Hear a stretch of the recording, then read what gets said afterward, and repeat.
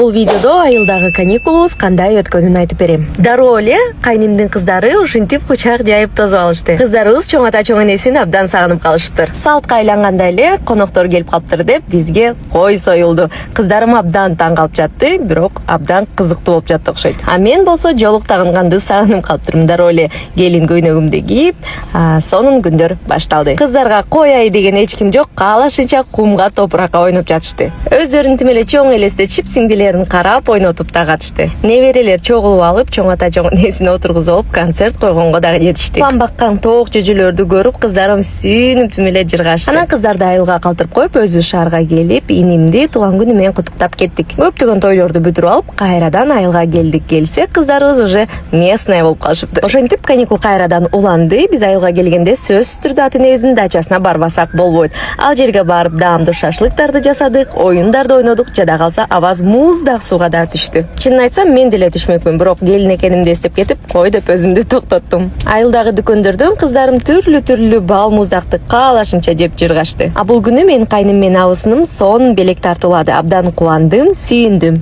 Күн абдан ысык болуп жатты, ошондуктан кыздар бассейнге түшүп дагы жыргашты. Көчөлөрдө велосипед, самокатты каалашынча тебишти.